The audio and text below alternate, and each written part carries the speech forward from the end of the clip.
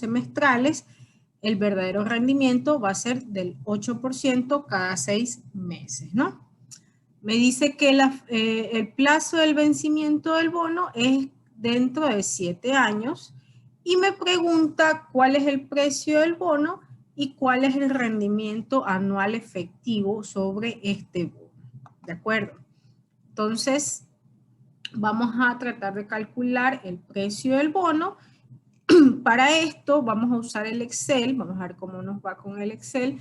El Excel, como ustedes sabrán, tiene una diversidad de fórmulas que nos permiten a nosotros calcular pues valor actual, valor futuro, tasa de interés, tasa de rendimiento, ¿cierto? Entonces, para lo cual lo primero que vamos a hacer es establecer los datos del ejercicio. Entonces, ¿qué datos me da el ejercicio? En este caso, no me dice la fecha de compra del bono, pero sí me dice que el bono vence dentro de 7 años, ¿ok? Entonces, lo que vamos a hacer es que vamos a definir que la fecha de compra, pues, puede ser hoy, no pasa nada, ¿no? La fecha de compra puede ser hoy y vamos a poner fecha de compra, ¿ok? Para lo cual yo puedo poner 11 de enero del 2021, como también le puedo poner la fórmula de hoy, ¿no? No sé si ustedes usan esa fórmula, cualquiera de las dos maneras. Ahora, la fecha de vencimiento, ¿sí? La fecha de vencimiento, si hoy yo compro el bono y me dice que el bono vence dentro de 7 años, significa que va a vencer el 11 de enero del 2028, ¿cierto? ¿Ok? ¿Qué otro dato tenemos? Me da la tasa cupón. Me dice que es, voy aquí a señalar los datos para que sepamos de dónde estamos sacando, ¿no? El valor nominal también, ¿no? El valor nominal me dice que paga cupón 2 veces al año. Me dice la tasa cupón que es del 14%. Bueno, el valor de $140 y de $70 lo saca por lógica, ¿no? De multiplicar 1000 por el 14% y de dividir esos 140 para 2, ¿no? El rendimiento, sí, el rendimiento me dice que es del 16%, ¿sí? Ya sé que esos pagos son semestrales porque es 2 veces al año y por lo tanto la mitad de 16 es el 8%, ¿no? Y el vencimiento que es de 7 años. ¿Ok? Bueno, mi pregunta es el precio del bono, que es lo que vamos a calcular, y el rendimiento anual efectivo, que es lo que vamos a calcular. ¿De acuerdo? Entonces aquí me falta poner el valor nominal, que es de $1000. Ya tengo la fecha de compra, que le estoy poniendo la fecha de hoy porque no me la da el ejercicio. Tengo la fecha de vencimiento, que le estoy poniendo dentro de 7 años. La tasa cupón que la voy a poner anual, ¿sí? Y luego la puedo también poner semestral si yo quiero, ¿no? La tasa cupón me dice que es el 14% y la tasa de rendimiento al vencimiento que me dice que es el 16%, ¿de acuerdo? Algo muy importante es cómo es el valor nominal. El valor nominal me dice que es el mismo, ¿no? Porque el bono realmente no me está diciendo que se va a pagar por debajo ni por encima del valor nominal. Entonces el porcentaje del valor, ¿sí? Vemos que va a ser un valor a la par, por lo tanto el porcentaje lo vamos a poner en 100. Esto se lo expresa siempre como porcentaje, ¿no? Que es el 100%. Es un dato que ponemos para el ejercicio, ¿no? ¿Cuántos cupones vamos a tener al año? Me dice que son 2 veces al año, por lo tanto yo voy a poner 2 cupones. ¿Okay? Y bueno, finalmente vamos a ver cómo calculamos el precio del bono. El precio del bono que lo vamos a calcular como un porcentaje del valor a la par. A ver, ¿hasta ahí alguna pregunta?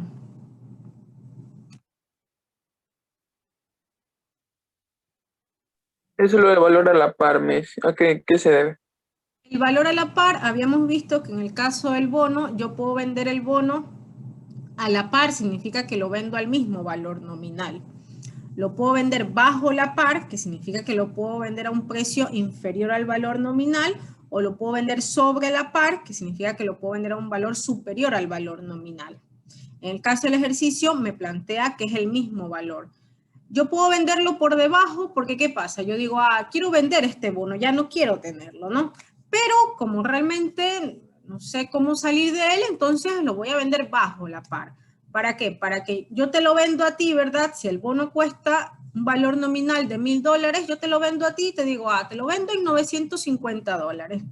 Y tú dices, bueno, ¿por qué? Porque el día que a ti te paguen el bono, a ti te van a pagar el valor nominal.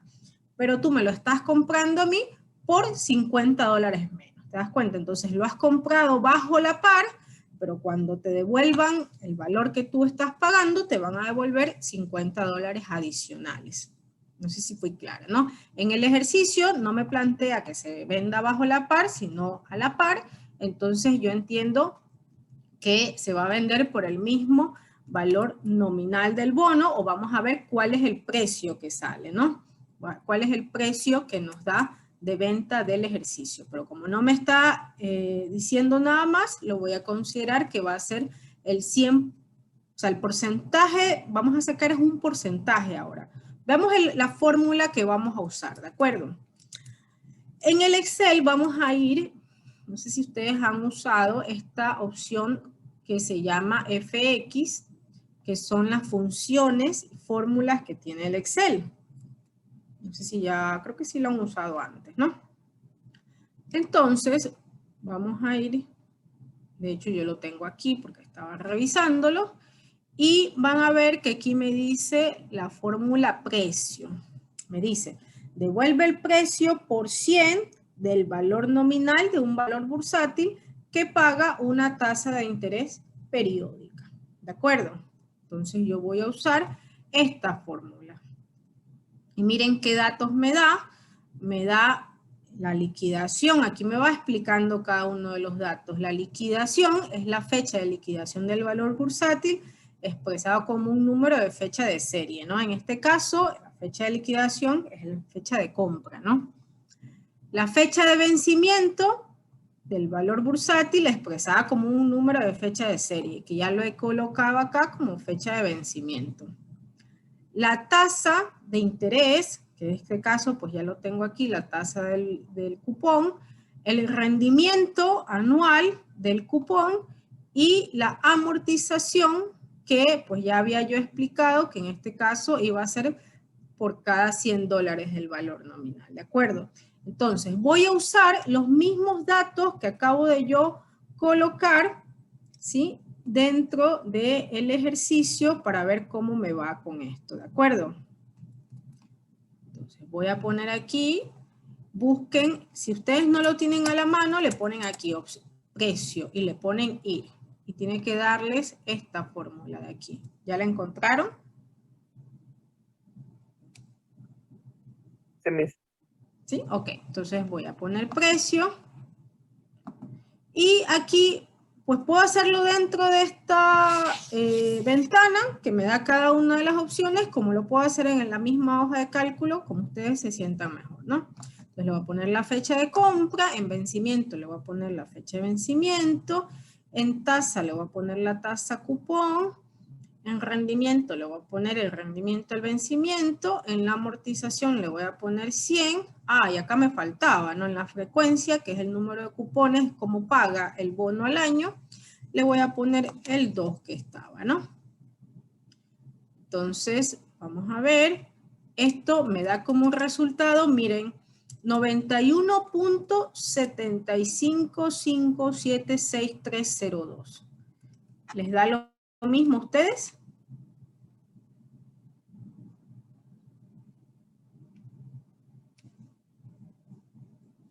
Sí, Miss, lo mismo. Sí, Miss, da lo mismo.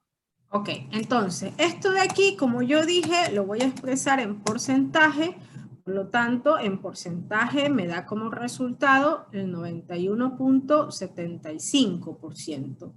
Ahora, para yo saber el precio del cupón, perdón, el precio del bono, pues yo digo $1.000, que era el valor nominal del bono, por la tasa que yo acabo de calcular, me da como resultado que el bono vale 917,56. Por lo tanto, ¿a cuánto se va a vender el bono? Se va a vender un bono con un valor nominal de $1.000 a 917,56 centavos. Preguntas.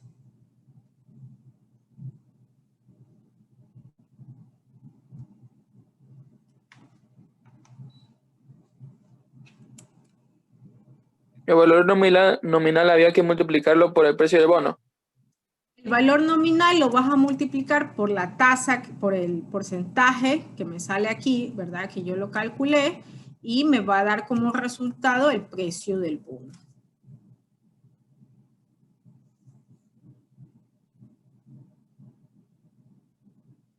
¿Preguntas? Ahora, ¿qué pasa si yo, por ejemplo, digo, pero es que yo no sé usar el Excel, no sé, no sé usar esa fórmula a la final, ¿no? ¿Cómo hago yo allí? Si a la final yo no sé usar la fórmula, también lo puedo sacar con valor actual. Ustedes se recordarán cuando usaban en matemáticas financieras, ¿no? En matemáticas financieras usaban la fórmula de valor actual o valor presente, ¿sí? Y bueno, para eso, ¿qué datos vamos a necesitar? Vamos a necesitar también el valor nominal, que el valor nominal vendría a ser nuestro valor futuro, básicamente, ¿no? Vamos a necesitar la tasa, que la tenemos, pero la tasa la vamos a tener que calcular por el tipo de periodización que tengo. Entonces, si la tasa es anual y me dice que los pagos son semestrales, voy a tener que dividir la tasa para 2. Y también tengo que calcular el número de periodos, que para mi caso se llamaría la N, ¿verdad? Si se recuerdan ustedes de eso, ¿no? Entonces, miren, ¿qué tendría que hacer yo? Si lo quiero calcular de otra manera, yo tengo que sacar el valor actual del cupón y el valor actual del bono, por ejemplo. ¿Por qué? Porque recuérdense que pagamos dos cosas, ¿no? Pagamos el bono como tal, que es el préstamo, y pagamos los cupones, que son los pagos de interés, ¿no? A ver, espérenme un segundo, que creo que hay alguien en sala de espera. Ok, ya está entrando. Entonces, para sacar el valor actual del cupón y para sacar el valor actual del bono, pues lo mismo, ¿no? O sea, vamos a usar la fórmula del valor actual. En el caso del cupón sabemos que es un pago periódico porque se va a pagar cada semestre. Y en el caso del cupón, perdón, en el caso del bono también va a ser un pago, pero va a ser un pago de capital, ¿no? Entonces, en el caso del cupón, ¿yo qué digo? Yo voy a usar, aquí lo que voy a usar es el rendimiento, ¿no? El rendimiento que yo pago, la tasa de rendimiento del bono, ¿no? Entonces, la tasa de rendimiento es el 16%, por lo tanto, la tasa que yo voy a usar, como es 2 veces al año, son pagos semestrales. ¿Qué hago? Divido la tasa para 2. Entonces, la tasa que voy a usar va a ser la tasa del 8%. En el caso de la N, son 7 años, por 2 pagos al año, por lo tanto voy a tener 14 en la N, ¿cierto? Mi pago cupón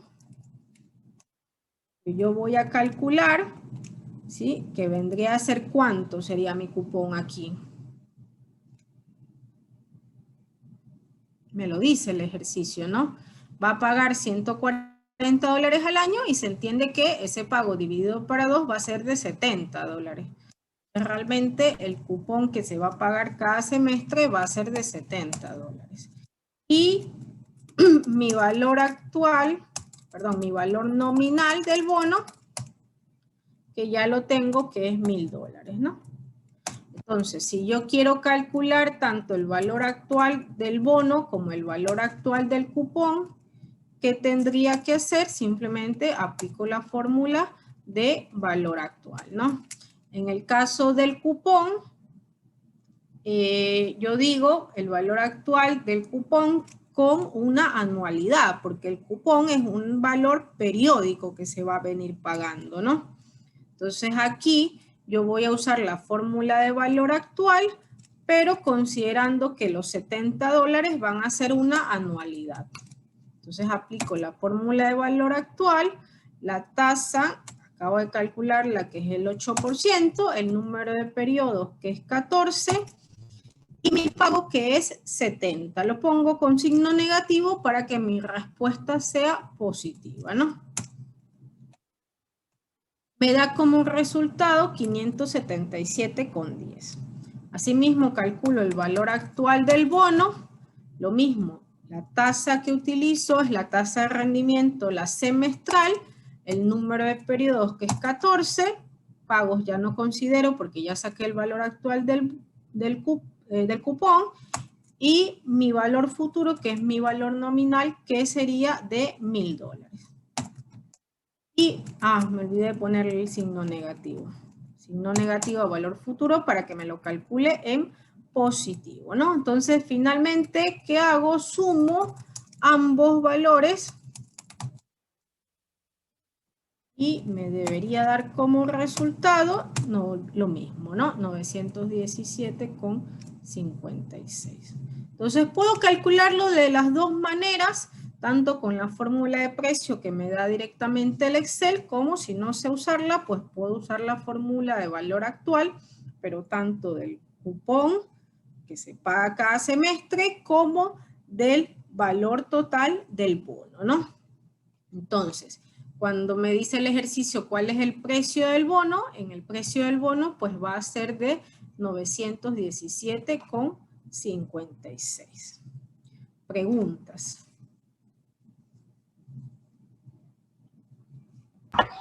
Todo claro, miss. ¿Alguien más?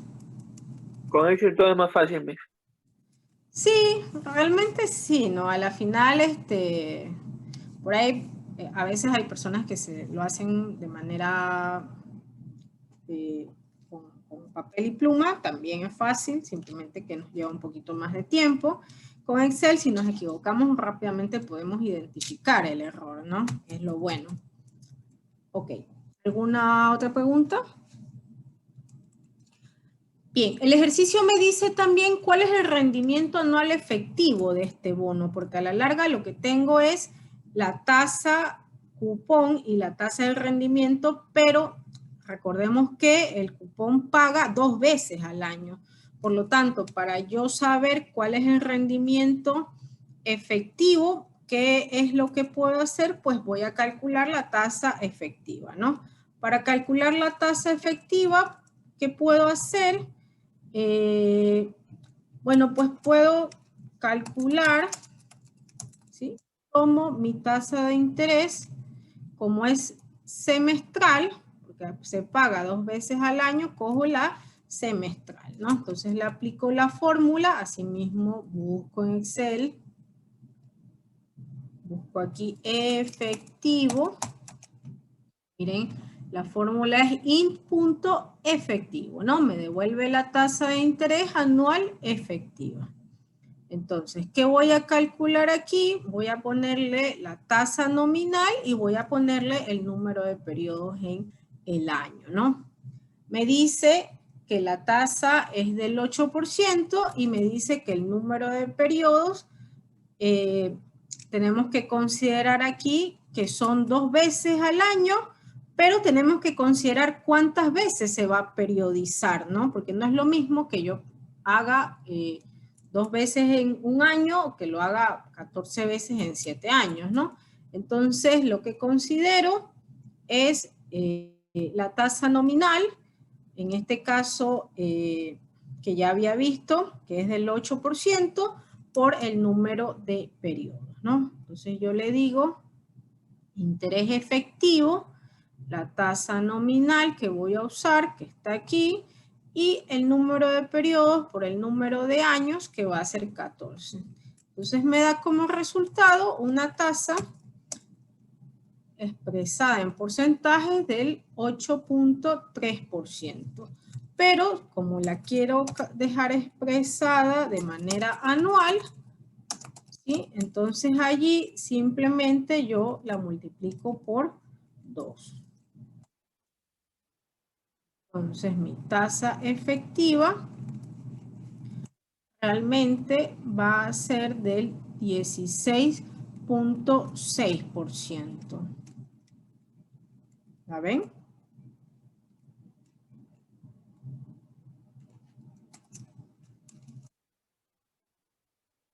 ¿Preguntas?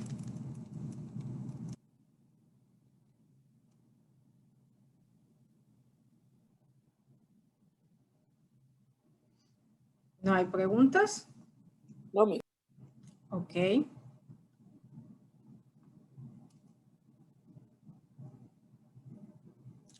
Vamos con otro ejercicio, a ver cómo nos va. Vamos haciendo otro ejercicio, ¿ya? Un ejercicio para, lo pueden hacer ustedes solos, a ver qué tal.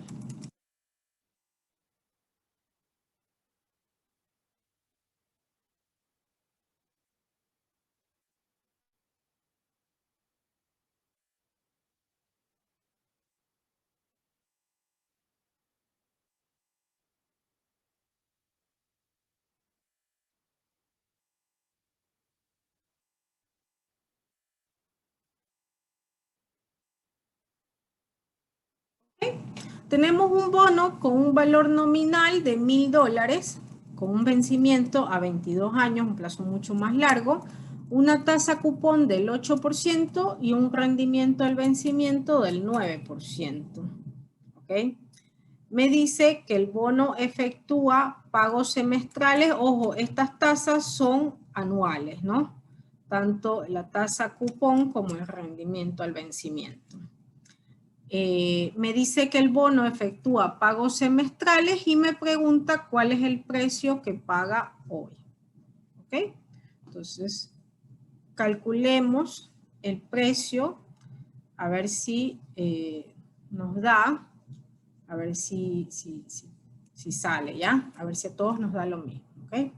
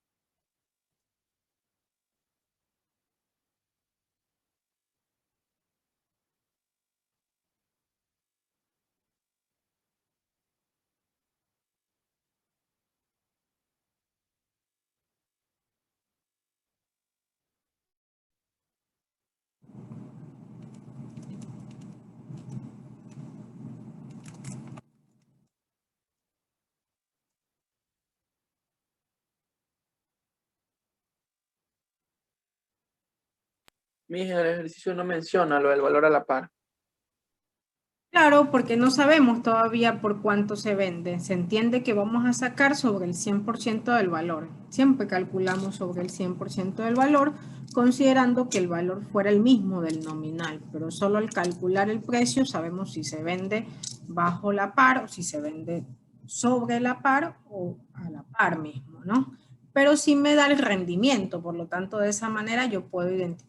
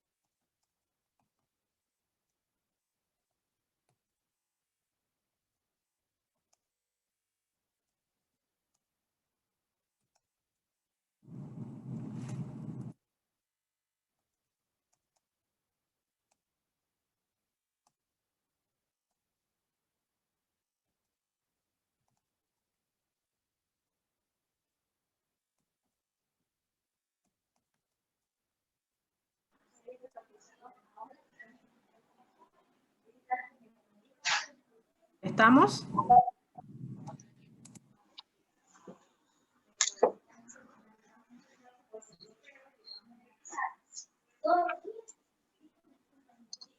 $904 más.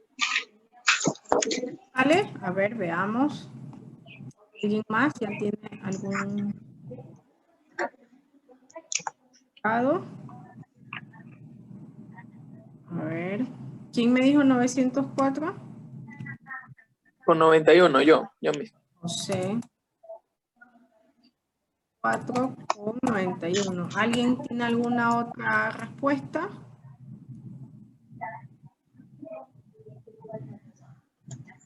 ¿Todavía no lo termina?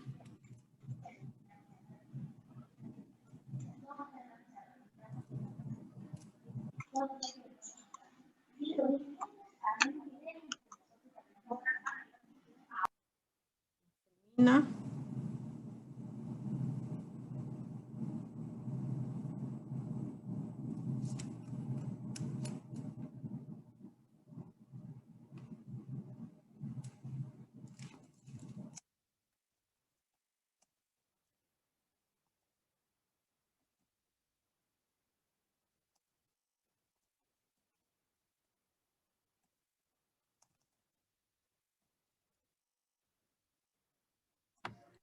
Lo mismo, 904,91.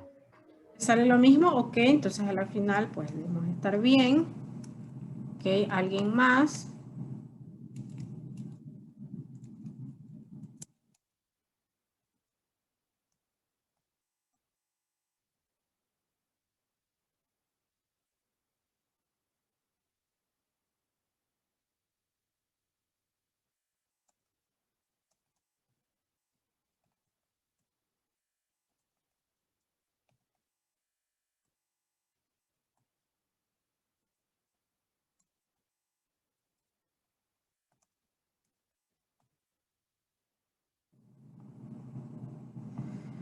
A ver. Ok, vamos haciéndolo. Entonces los demás creo que no, por ahí no les sale. Algo pasa. Vamos haciéndolo juntos, ¿ya? Solo José y Vanoni, ¿verdad? Me dijeron que era 904. Entonces, podemos seguir el mismo proceso. No sé del cuál de las dos maneras lo hicieron. Vamos a hacerla con la fórmula de precio a ver cuánto nos da, ¿no? Consideramos un valor nominal que me da el ejercicio de $1000. Tenemos una fecha de liquidación.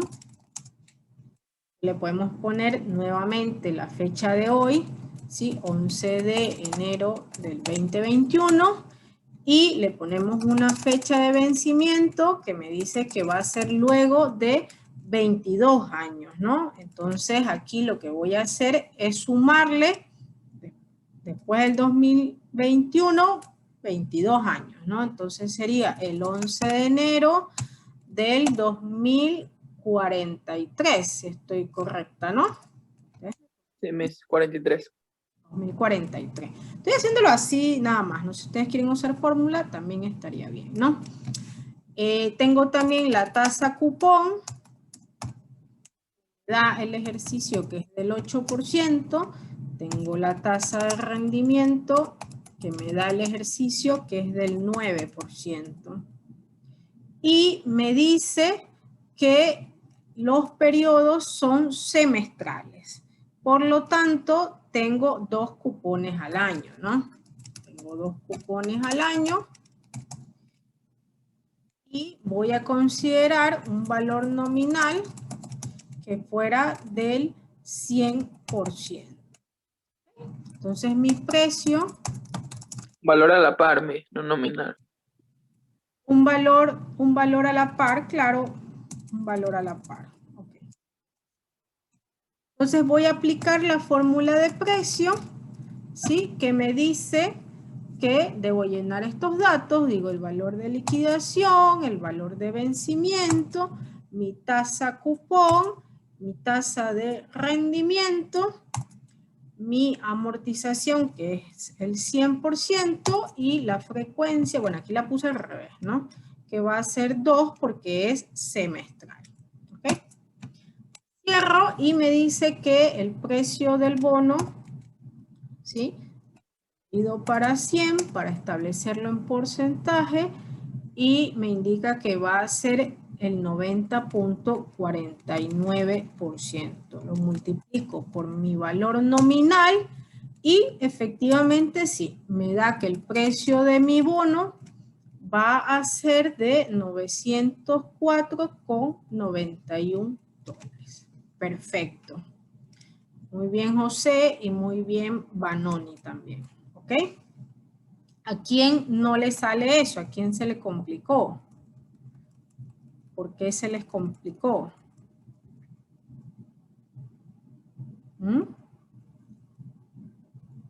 ¿Cuál es la parte que está difícil?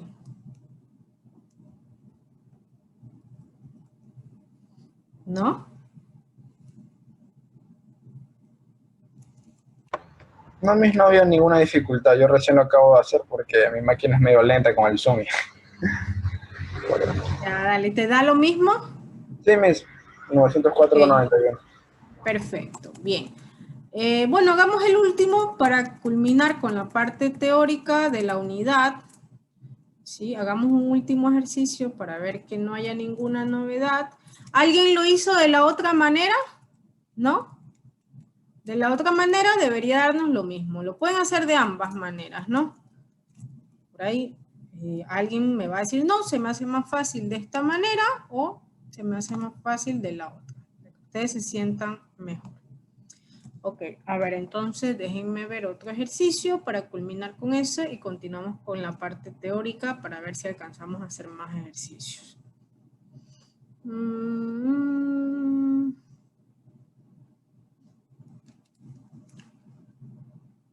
Ok.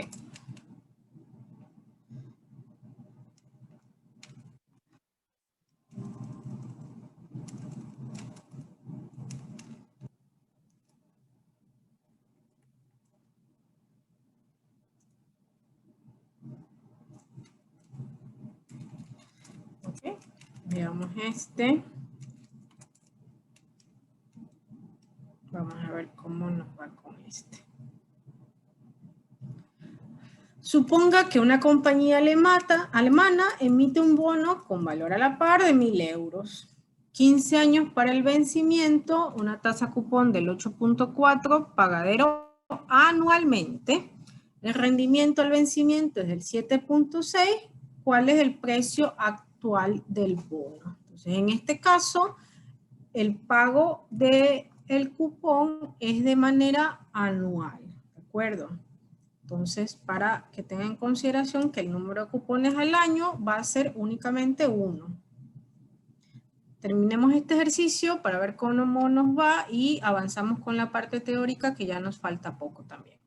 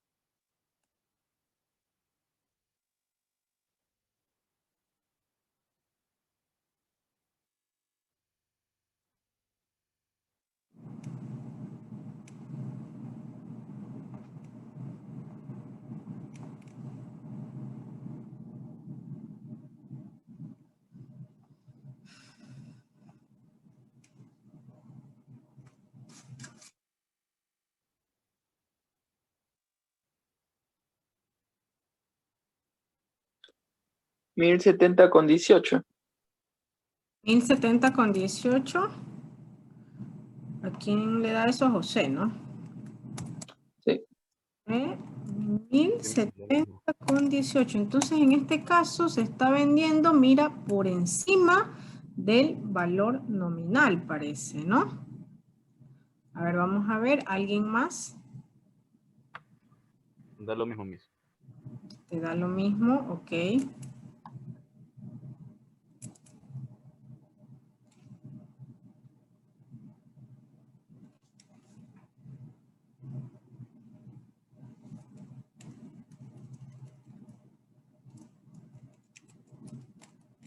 Sale lo mismo, Miss. Da lo mismo, muy bien. Ya vamos a ver. Les está dando lo mismo. A ver, alguien más para yo hacerlo y dejemos culminada esta parte, ¿ya? Entonces vean, los anteriores los estábamos vendiendo como bajo la par. Ese era el precio. Pero este de aquí estamos viendo que se puede vender con un precio sobre la par, un poco más, ¿no? ¿Por qué se da eso? Porque vemos que la tasa cupón es superior al rendimiento, ¿no? Ya vamos a ver eso.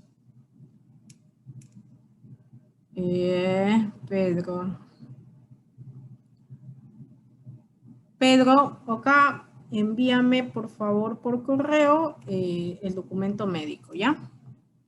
Ok, Miss, yo le envío. Muchas gracias. Listo.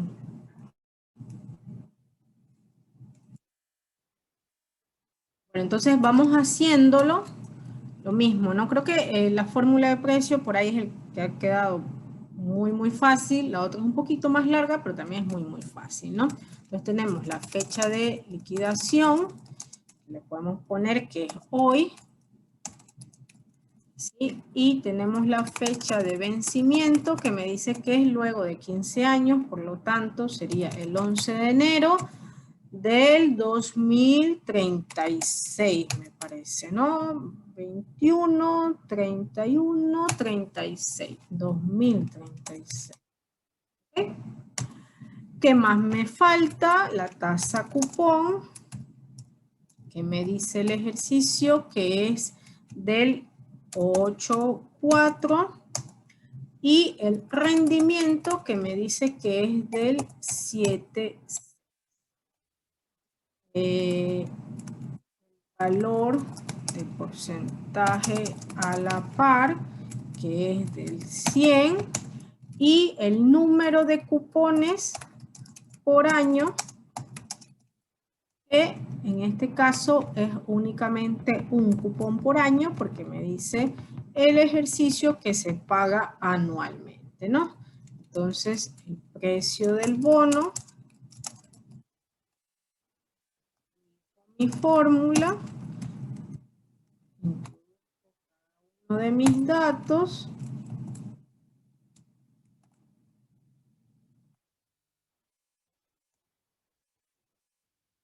y me faltó aquí el 1, y me da como resultado 107.01, ¿no?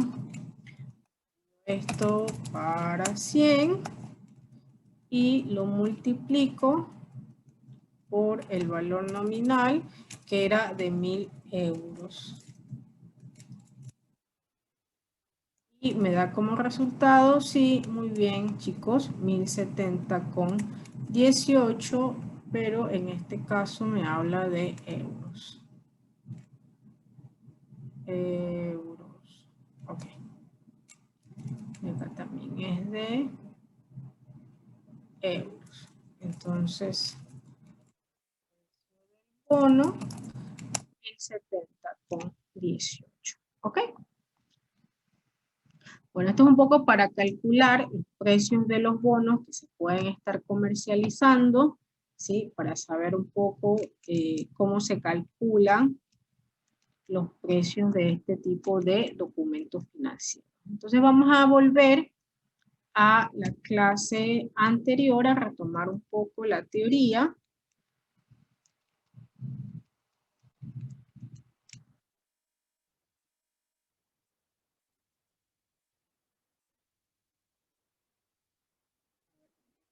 Vamos. Sí, habíamos estado hablando de los bonos. Esto lo voy a pasar rápidamente porque ya lo habíamos visto, ¿no? Habíamos hablado de los bonos, que existen pues 3 tipos, los tradicionales o los bonos vanilla, los bonos bullet y los bonos cupón cero, ¿no?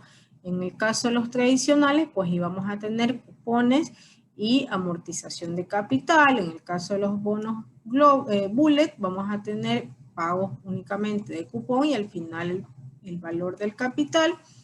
Y en el caso de los bonos de cero cupón, donde no vamos a tener cupones, simplemente el pago al final del capital, ¿no?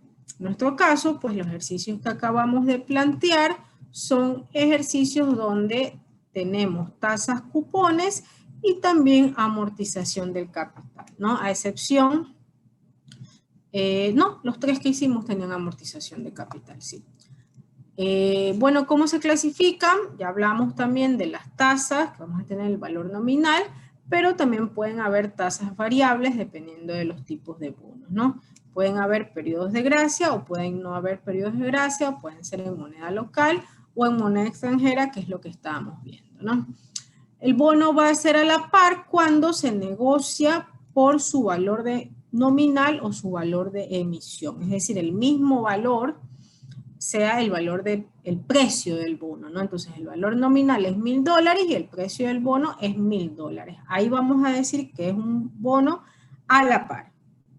Los 2 primeros ejercicios que hicimos van a ser bonos bajo la par, ¿Por qué? Porque los vendemos, los podemos vender a un precio por debajo de la par, y en el caso del último ejercicio que hicimos, que podíamos vender el bono sobre la par, porque podíamos vender el bono por encima del valor nominal, ¿de acuerdo? Bueno, esto es un poco lo que acabamos de hacer, cómo calculamos el precio de un bono. También hablamos del tema de las acciones ordinarias, las acciones preferentes, cuándo son acciones ordinarias y cuándo son acciones preferentes, ¿no? La diferencia radica que en el caso de una acción ordinaria, pues se está entregando propiedad de la compañía, en el caso de una acción preferente se está hablando pues de una deuda, que es básicamente como un bono también, pero no tiene fecha de vencimiento, ¿no? A diferencia de los accionistas ordinarios, pueden tomar decisiones en la empresa, los accionistas preferentes no pueden tomar decisiones en la empresa, pero bueno, también pueden estar así informados de lo que sucede en la empresa, ¿no? ¿Por qué es un nombre preferente? Porque siempre se le va a preferir pagar al accionista preferente previo al accionista ordinario, ¿no? Entonces van a haber casos donde no haya para pagar al accionista ordinario, pero sí van a tener que pagar al accionista preferente, ¿no? El accionista preferente es el primero a quien se le paga y luego al accionista ordinario. Los futuros, creo que nos quedamos en los futuros, me parece. Los futuros, pues lo que nos indica es un documento financiero que asegura el precio de un bien. Se utiliza generalmente con muchos productos agrícolas, también con el petróleo, bastante se han visto casos de futuros. Entonces, ¿qué es lo que sucede? Se asegura el precio de un bien sobre un activo subyacente. El activo subyacente viene a ser el bien, ¿no? Por ejemplo, una cosecha de arroz. Se prevé que el precio de arroz va a estar dado en tal valor y se lo compra o se lo vende en un precio ya dado. Después de un tiempo, ¿verdad? Cuando llega la fecha de vencimiento del futuro, yo en todo ese tiempo puedo decidir no comprar el futuro, ¿no? O puedo decidir no vender el futuro. Pero cuando llega la fecha de vencimiento, tengo que realizar la compra o la venta. Y, pues, por supuesto, entregar el valor del futuro y, a su vez, el vendedor va a entregar el valor del activo subyacente, ¿no? Bueno, todos los que se cubren, los productores, los comerciantes, los exportadores, los importadores, ¿no? No es más que un contrato donde el comprador queda obligado, pues, a comprar el activo subyacente y el vendedor queda obligado a entregarlo, ¿no? También existen los swaps. Los swaps no es sino también otro tipo de documento financiero, uno de los más comunes de derivados, donde se acuerda pues la compra de un activo o de una deuda también, ¿no? Entonces lo que busca es reducir el riesgo para ambas partes en la medida en que se establece una tasa de interés previa, ¿no? Se celebra un contrato, se establece una tasa de interés, se establece un plazo, ¿sí? Y se puede inclusive determinar los flujos de efectivo futuros, ¿no? Entonces, por ahí se pueden hacer swaps de tasa de interés o swaps también de flujo futuro, ¿no? O swaps de crédito también. Entonces, de esa manera se puede un poco cubrir el riesgo que existe por, a la final, no sé, el cambio de moneda, ¿sí? Que pueda, porque a veces las monedas cambian, suben o bajan. Entonces eso puede provocar que al rato de la hora se tengan que pagar mucho más o mucho menos. Entonces asegurando ya un tipo de cambio, ya queda cubierta la parte, ¿no? Entonces para eso sirve, por eso más se utiliza, ¿no? Tenemos los swaps de las tasas de interés, ¿sí? Pueden intercambiar su obligación fija por el compromiso de pagar una tasa variable, que pareciera raro, ¿no? ¿Por qué yo dejaría de pagar una tasa fija para comenzar a pagar una tasa variable? A veces sucede porque las tasas fijas pues quedan, son como mucho más seguras, ¿no? Porque yo ya sé que tengo que pagar, no sé, el 15% durante tantos años, ¿no? Es mucho más seguro saberlo. Sin embargo, a veces las tasas variables también pueden bajar. Entonces puede resultar mucho más atractivo. Por eso se firman swaps de tasas de interés. Claro que al ser una tasa variable también se corre el riesgo de que suba, ¿no? Entonces ahí está el riesgo implícito. Y también pueden haber swaps de divisas, por lo que veníamos mencionando, porque cambia el tipo de cambio de la moneda, ¿no? Hay monedas que por ahí son muy estables, en nuestro caso el dólar, ¿verdad? Es una moneda muy estable, pero hay otras monedas que no lo son tanto, ¿no? Por ejemplo, a nosotros nos pasó que hace muchos años, cuando teníamos nuestra moneda, pues en el último periodo de nuestra moneda no era nada estable, ¿no? Entonces eso provocaba que un día nuestra moneda, nuestra ex moneda frente al dólar, pues tuviera un valor y al día siguiente tuviera otro valor, ¿no? Entonces existía mucho riesgo, sobre todo para cuando se realizan transacciones entre países, ¿no? Entonces, si yo soy un exportador o soy un importador, tengo que cubrir mi moneda, porque a la final, en el caso nuestro, que ya tenemos el dólar, no nos pasa mucho porque tenemos una moneda muy estable y muy fuerte.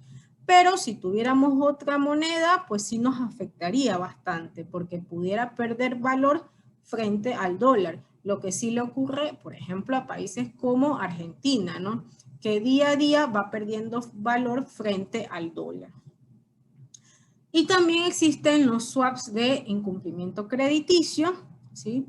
Que es un seguro sobre no poder cobrar una deuda, ¿no? Entonces existe esa contraparte, cree que no va a poder cumplir con una deuda, entonces puede adquirir un swap de incumplimiento crediticio, ¿no?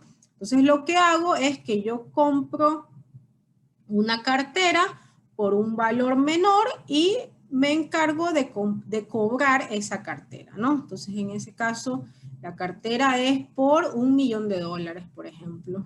Pero es una cartera que ya está vencida. Entonces lo que hago es convertirla en un swap de incumplimiento crediticio y ya no la voy a vender por $1.000.000, lo voy a vender por mucho menos, ¿no? Pero el que compra ese swap es el encargado de cobrarlo y pues va a ver si puede convertirlo a través de una emisión de bonos, llegar a cobrarlo también, ¿no? Entonces, existen varios escenarios allí. También existen las opciones. Las opciones es un derecho, pero no una obligación. Como su nombre le indica, tengo la opción, ¿ok? Es la posibilidad, es la potestad. Por eso es mi derecho, pero no mi obligación, de vender o de comprar un activo subyacente. Generalmente se hacen sobre acciones. Entonces yo puedo comprar una opción de compra o una opción de venta, ¿ok? Es decir, yo tengo la opción de compra, puedo comprar una acción, o tengo la opción de venta, puedo vender una acción.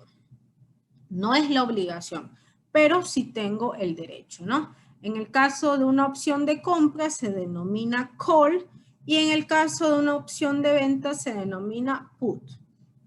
En el caso de una opción de compra me da el derecho de comprar una unidad de activo subyacente, como les digo, una acción, o en el caso de una opción de venta put me otorga el derecho de vender una unidad de activo subyacente, ¿no? Las opciones pueden comprarse o venderse, ¿no? Yo puedo comprar una opción de compra como puedo vender una opción de compra. Asimismo, puedo comprar una opción de venta como puedo comprar una opción de venta como puedo vender una opción de venta, ¿no? Entonces, ¿qué sucede? El comprador de la opción paga una prima por tener ese derecho. Es decir, yo pago una prima y ya tengo el derecho de comprar una opción de compra, ¿no? En ese caso yo ya pierdo la prima, ¿sí? Es un valor pagado que ya no va a volver a mí, ¿no? O sea, es un adelanto sobre el valor del activo subyacente, ¿no? Y el vendedor de la opción recibe en pago el importe de la prima y a cambio de ello queda obligado a cumplir con el derecho del comprador. Entonces, el vendedor sí queda obligado, a diferencia del comprador. El comprador tiene el derecho, pero no la obligación de comprar. Entonces, ¿qué sucede? Yo pienso que una acción va a subir de precio, ¿no? Entonces, la acción cuesta, no sé, $1. Pero yo creo que va a subir a $5, por ejemplo. Entonces, yo compro la opción de compra. ¿Se dan cuenta?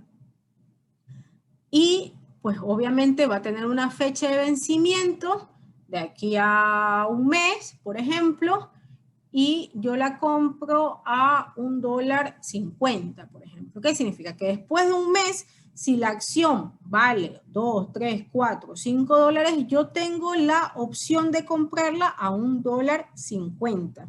El vendedor queda obligado a venderla a ese precio, a $1.50. ¿Por qué? Porque yo ya pagué la prima por tener el derecho de comprarla a $1.50. Así sea que el precio de la acción fuera, no sé, $20, el vendedor queda obligado a vendérmela a mí al precio de la opción de compra, al precio de $1.50, ¿no? Entonces el comprador de la opción recibe el nombre del titular, el titular del call tiene el derecho de comprar, es decir, yo tengo el derecho de comprar.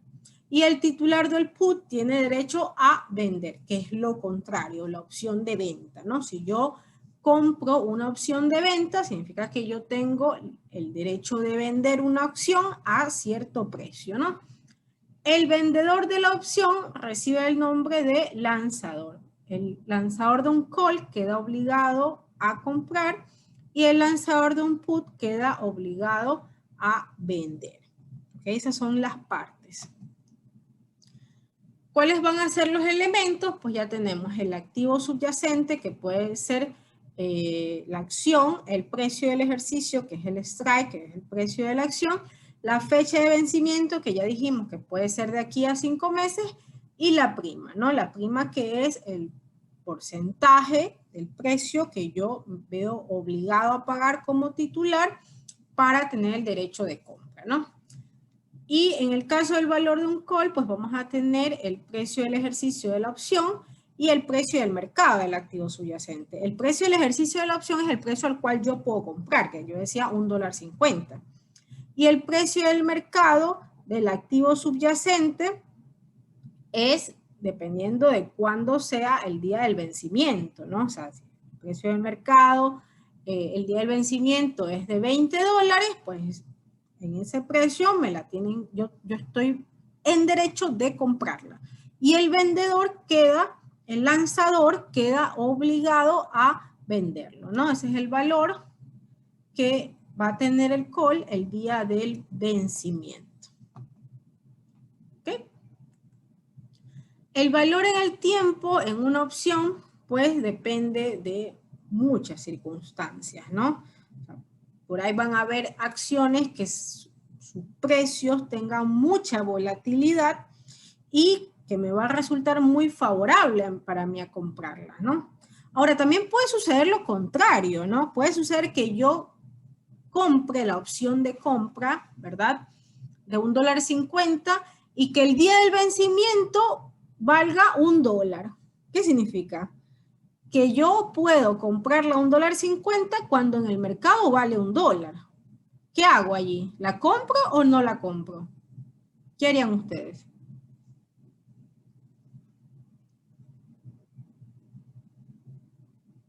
Con tal de tener acciones, Miss. ¿La comprarías? ¿Cumplirías con tu obligación aunque en el mercado cueste menos? Algún día puede subir de precio. Claro, pero lo que pasa es que tú puedes o comprarla, ¿verdad? Con tu opción de compra, como puedes comprar la acción en el mercado. Lo que tienes que hacer es ya no ejercer la opción de compra. Pierdes la prima, pero la compras en el mercado a $1, ¿te das cuenta? ¿Por qué? Porque recuérdate que el comprador tiene la opción de la compra, pero no tiene la obligación de cumplir con la opción de compra, ¿te das cuenta? Entonces, el que queda obligado sí es el vendedor de ley tiene que venderla pero el que compra no se ve obligado a comprar, ¿sí? El titular siempre va a tener la opción. Por eso es que el comprador de la opción es el titular. Ese siempre tiene la opción. Si quieres la compras o si quieres la vendes. Pero el vendedor de la opción nunca tiene la opción. El vendedor tiene la obligación. Entonces, si yo compro la opción, realmente tengo la potestad de comprar o no comprar. Puedo decidir no comprar si a la fecha de vencimiento el precio de mercado no me conviene, ¿no? Yo digo, voy a comprar esta opción de compra, ¿verdad? Que ahora me cuesta $10 y yo creo que va a subir. Pero resulta que cuando vence, ya, o sea, yo tengo todo ese tiempo para decidir qué hago. ¿Compro o no compro? Al final tengo la opción de compra. Pero resulta que cuando finaliza la fecha de vencimiento, es menos de $20 vale en el mercado. Entonces, ¿por qué voy a pagar yo $20 si puedo comprarla simplemente en el mercado, la acción, y no voy a pagar $20? Al final puedo pagar menos, al final ya ni quiero comprarla. Entonces, yo como comprador, ¿sí? Como titular, tengo la opción de compra, ¿sí? Ahora, eso es en el caso del comprador. Ese es el titular, es el que tiene el derecho de comprar o el derecho de vender. Pero el vendedor no tiene el derecho, ¿sí? El vendedor o el lanzador que se llama, es la obligación. Entonces, ese sí queda obligado, ¿no? Que puede ser que salga afectado, porque yo puedo vender una opción, ¿verdad? Y yo digo, bueno, voy a vender una opción de compra. Puedo hacer eso, puedo vender una opción de compra. Entonces, en ese caso, quedo obligado a vender la opción de compra. El que me compra me paga una prima y de esa manera ya me deja obligado. Si puede llegar la fecha de vencimiento y resulta que el precio de la acción pues está mucho más bajo que el precio de mercado. Entonces a mí no me conviene vender más bajo que el precio de mercado, pero no importa si me conviene, ¿sí? No importa si me conviene o no me conviene porque ya tengo la obligación. ¿Alguien tiene el audio? No sé si me está explicando algo, si se le abrió sin querer. Hola. Bueno, yo quiero que alguien que se me ponga el pantalón, me vibre. Hola. ¿Alguien tiene activado el audio, por favor? Si no es para la clase, apáguelo. Ok. Creo que ya lo apagaron. Entonces, eso hay que tener bien claro en el caso de las opciones de compra o las opciones de venta, ¿sí? Si yo compro la opción, entonces sí tengo el derecho tanto de comprar o de vender.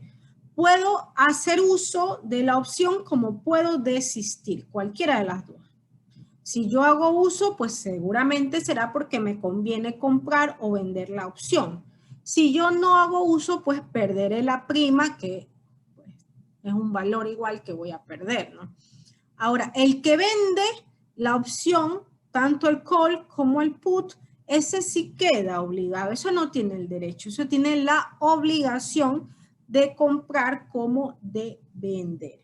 ¿Ok? Entonces esa parte hay que tenerla clara. Bueno, aquí tenemos un ejemplo, ¿sí? Las opciones de compra de las acciones de IBM se pueden comprar en las bolsas de acciones, en la bolsa de opciones de Chicago. IBM no emite las opciones de compra de sus acciones comunes, ¿sí? Los inversionistas particularmente son los compradores y vendedores originales de las opciones de compra de las acciones comunes de IBM. Entonces, ¿qué es lo que dice aquí? Que los mismos accionistas son los que compran y venden las opciones de compra de las acciones, ¿no? Entonces tenemos aquí, siendo hoy 1 de abril, una opción de compra de las acciones de IBM permite al inversionista comprar 100 acciones en o antes del 19 de septiembre a un precio del ejercicio de $100, ¿no?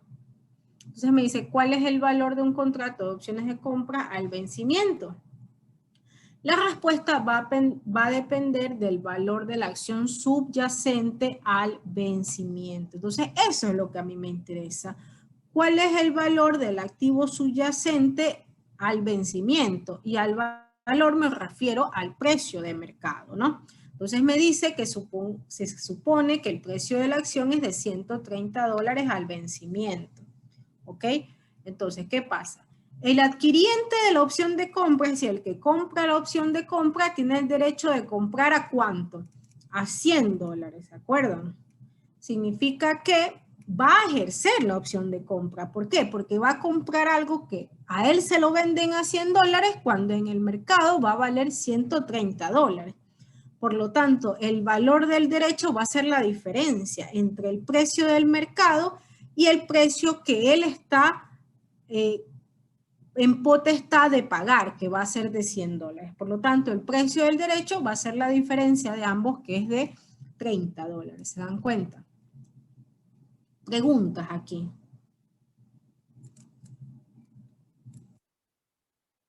Preguntas, ¿no? Ahora, lo contrario, una opción put o una opción de venta, que es lo contrario a una opción de compra, ¿verdad? Es una opción que le da al tenedor adquirir las acciones a un precio fijo.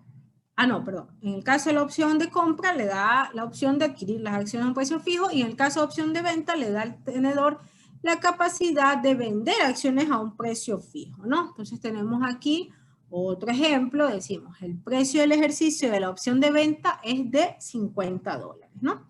Es decir, yo puedo vender la acción a $50, pero el precio de la acción al vencimiento es de $40. Entonces, ¿qué pasa? Yo realmente puedo venderla ¿a cuánto? La puedo vender a $50, miren. ¿La vendo o no la vendo? ¿Ejerzo o no ejerzo la opción? ¿Qué harían ustedes?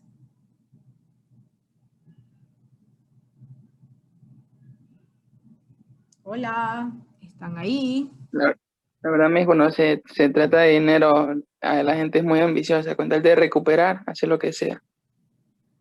Claro, pero mira, lo que te están diciendo es que tú al comprar la opción de venta, ¿verdad? Te da la capacidad de venderla a 50, aunque el precio de mercado sea 40. Entonces, ¿qué haces? ¿Ejerces la opción o no ejerces la opción? Tienes que ejercer la opción. La ejerce porque Poder vender. es algo parecido a la opción de call también, ¿no? Es lo contrario al call, es el put realmente. Entonces tienes la opción no de comprar en este momento, sino de venderla.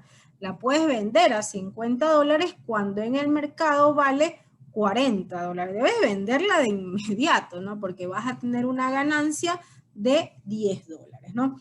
Ahora, si la situación fuera diferente, mira, si el precio, me dice, si el precio de la acción fuera de 30, ¿sí? ¿Qué pasaría?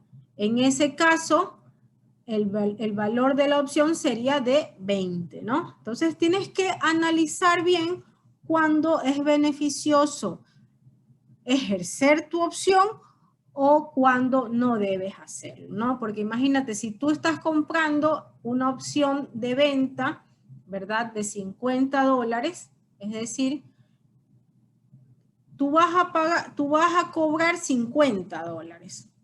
Pero mira, ¿qué pasaría si al vencimiento se negocia en 60? Si el precio de mercado fuera 60, ¿qué harías tú? ¿Ejercerías la opción en 50? ¿La venderías en 50 sabiendo que en el mercado vale 60? ¿Qué está pasando allí?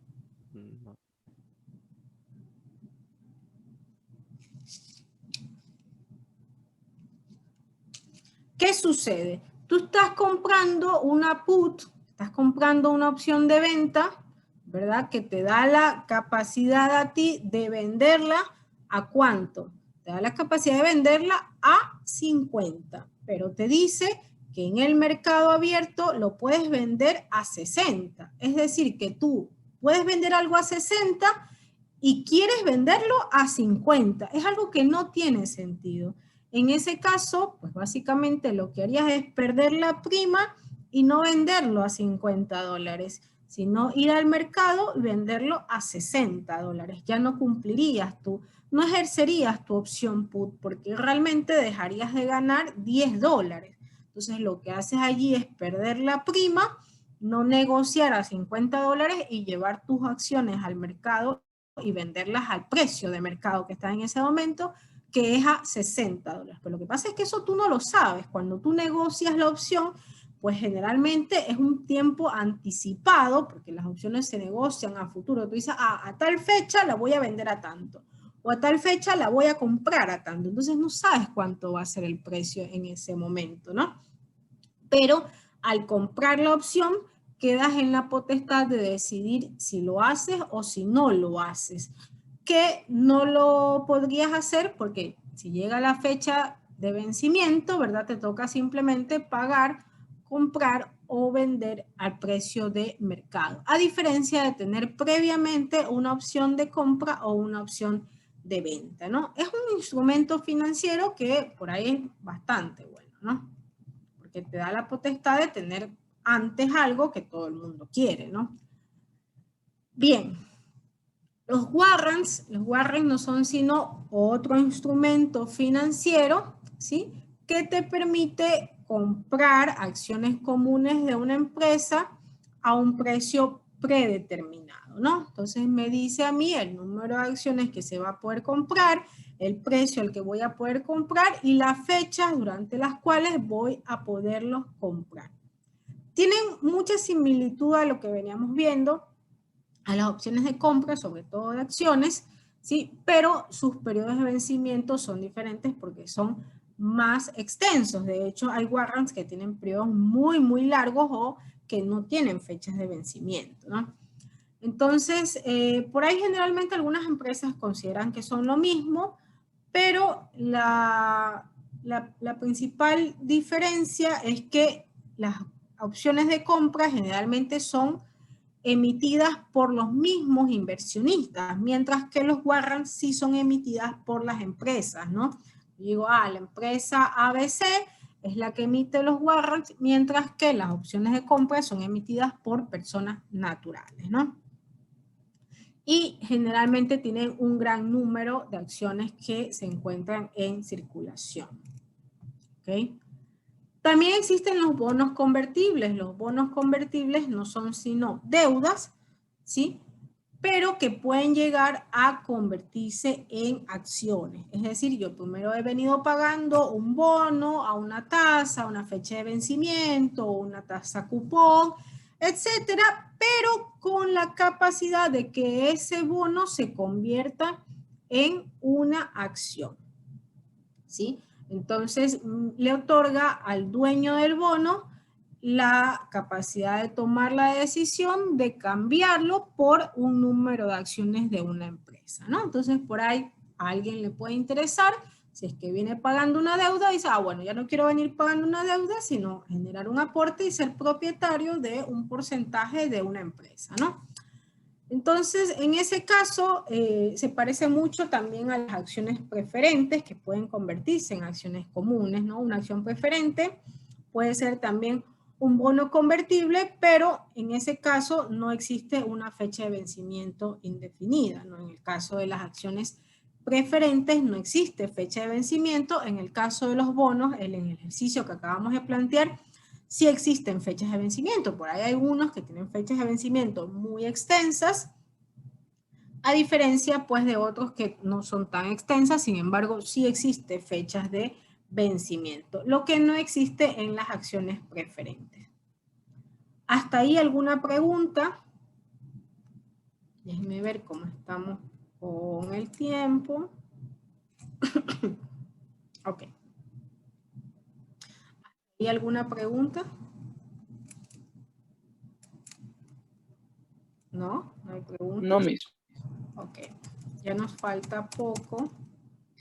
Bien, en el caso de las titularizaciones, ¿sí? Otro documento, la titularización, que nos permite, ¿qué cosa? Convertir en una deuda algo que podemos crear en el futuro, ¿no? Entonces, generalmente podemos titularizar distintos activos que pueden ser no líquidos al inicio, ¿no? Entonces, un flujo, por ejemplo, futuro, que pensamos que vamos a recibir, podemos titularizarlo, ¿no? Entonces, lo que estamos haciendo es un valor que pensamos que vamos a recibir y convertirlo en deuda, ¿no? Entonces, ¿qué podemos agrupar aquí? Tanto activos como derechos de cobro también, porque acuérdense que en los flujos futuros hablamos nosotros de cobros futuros que vamos a recibir por ventas que se piensan hacer, ¿no? Esos derechos de cobro pueden ser por ventas que se hacen hoy y se van a cobrar en el futuro, o por ventas que se harán en el futuro y que se cobrarán también en el futuro, ¿no? Ahora, ¿qué pasa cuando se titulariza? Cuando se titulariza, lo que se hace es separarse de la empresa, ¿no? Se separa un poco de la empresa transfiriéndolo a un patrimonio separado, ¿sí? Entonces, lo que se hace es separar por un lado lo que le corresponde a la empresa y por otro lado la titularización. Y de esa manera, lo que se logra es enfocarse en ese flujo futuro que existe de lo que sea, ¿no? De lo que se esté trabajando. ¿Para qué se utiliza? Para obtener recursos mediante la venta de derechos de cobro. Se asemeja mucho cuando se vende una cartera, ¿no? Porque por ahí si yo tengo una cartera que no tengo el tiempo de recuperarla, lo que puedo hacer también es venderla, ¿no?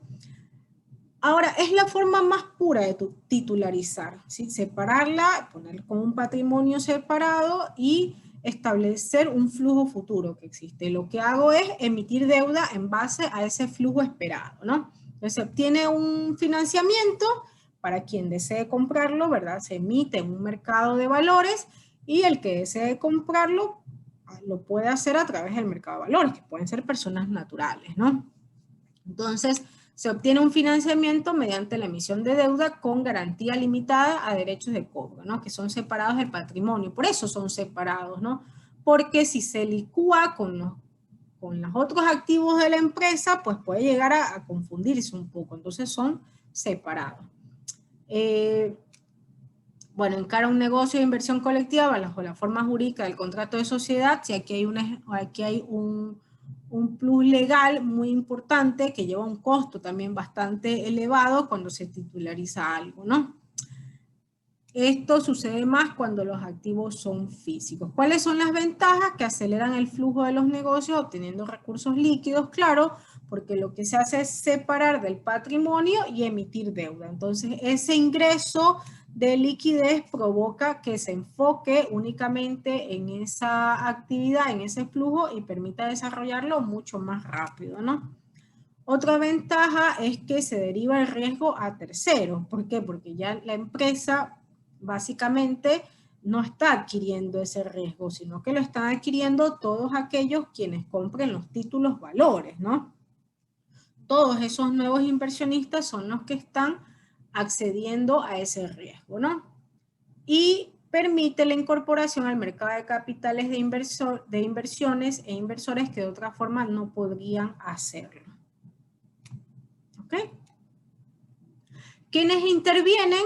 Bueno, interviene el originante, que es el dueño del activo original, ¿no? Entonces, puede ser, por ejemplo, una inversión inmobiliaria, por ejemplo, puede ser una construcción de una ciudadela. Entonces, lo que se hace es titularizar todos esos activos que todavía no están construidos seguramente. Seguramente la empresa se demorará años en construirla, ¿no? Entonces, lo que hace es titularizar esos activos para que pues, vengan personas ajenas y presten dinero para poder ejecutar o llevar a cabo la construcción, ¿no? ¿Cuál es el vehículo? El vehículo es el que permite tener aislados los activos, ¿no? Porque se separan los activos de la empresa, ¿no? Entonces, cuando se liquida esto, no se puede obtener ni pérdidas ni ganancias, porque los resultados van a verse para pagar la deuda de la titularización, o sea, para pagar tanto el capital como los intereses de cada uno de los nuevos acreedores que están adquiriendo esos títulos valores. Vamos a tener también aquí el administrador, porque se contrata un administrador de la titularización, ¿sí? Vamos a tener el colocador, que es el banco, ya sea esto, un banco de inversión o una empresa bursátil, ¿sí? Que es el que coloca los títulos valores en el mercado, ¿sí? Y pues obviamente los inversionistas, que son los que adquieren los títulos valores. Entonces esto lo puede hacer cualquier persona, ¿no? Entonces el día de mañana usted ve en el diario y dice titularización de tal cosa. Entonces ahí hay que identificar claramente cuál es el activo que se está titularizando, porque pueden ser un montón de activos, ¿no?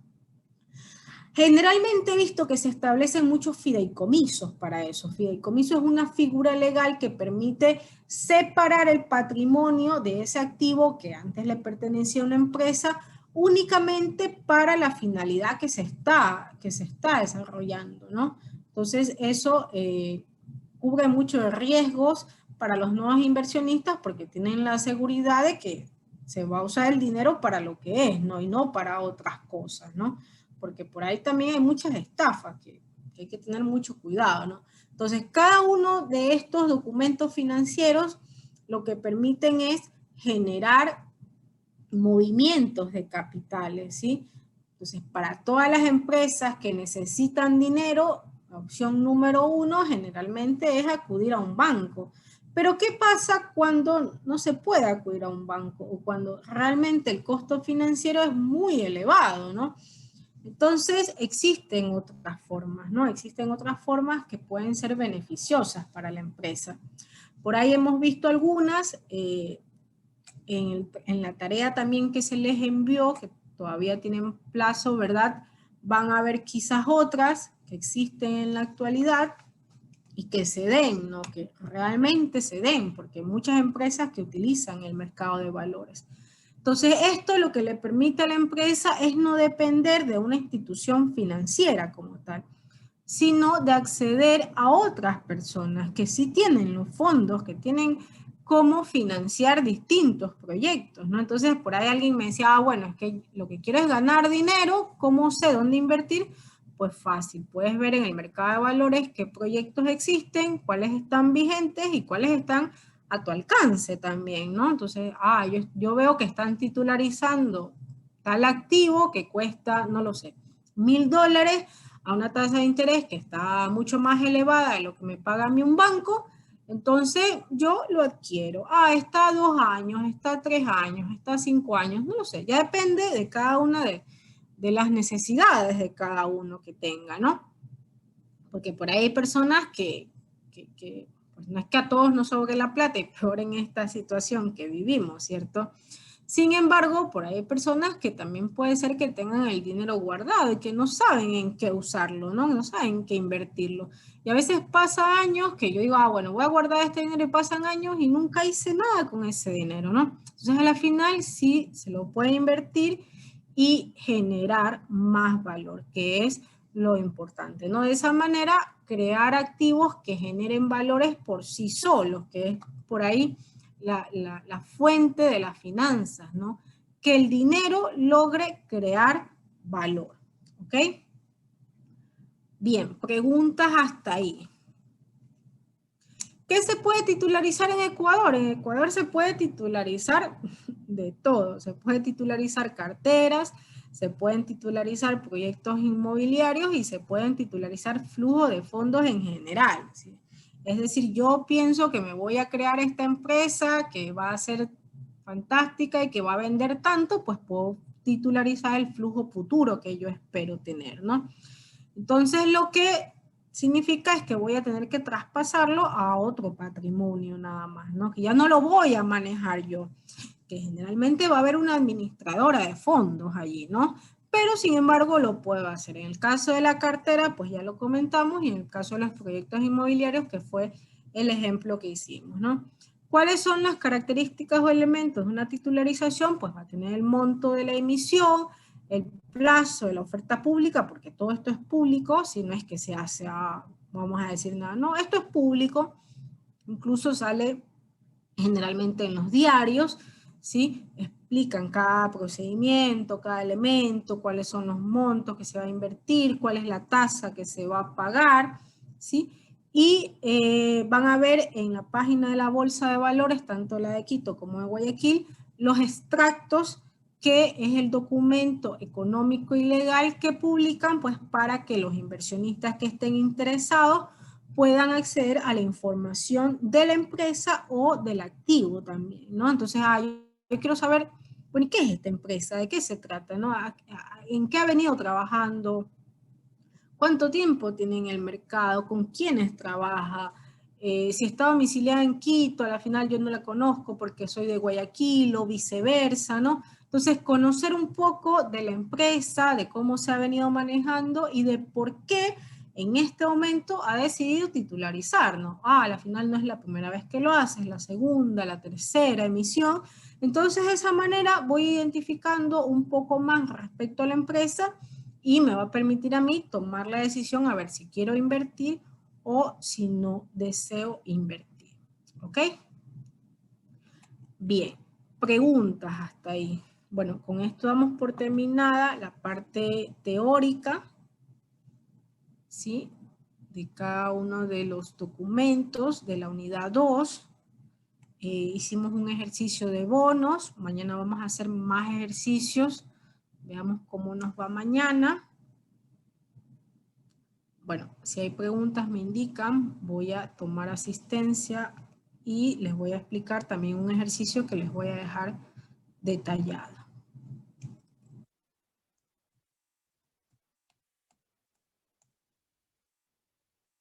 Aragundi. Presente. Astudillo. Presente, Miss. Cerezo. Presente. García. Presente, Miss. Jiménez. Campuzano me faltó, perdón. Presente. Campuzano. Ok. Presente. Jiménez.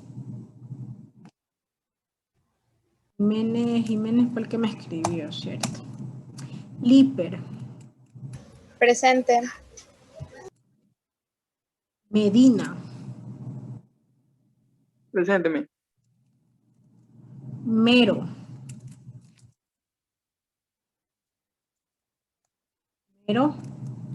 ¿No? Muñiz. Presente, Mero. Miss. Ok, Mero, muy bien. Muñiz. Presente. Ok. Palaquibay.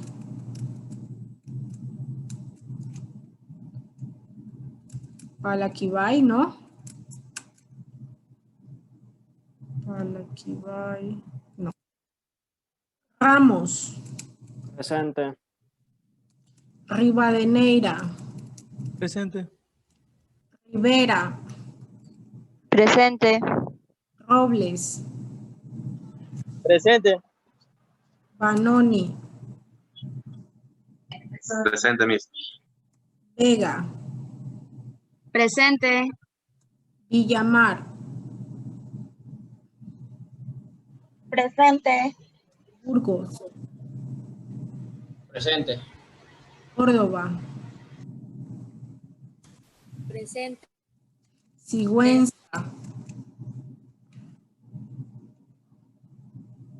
Sigüenza.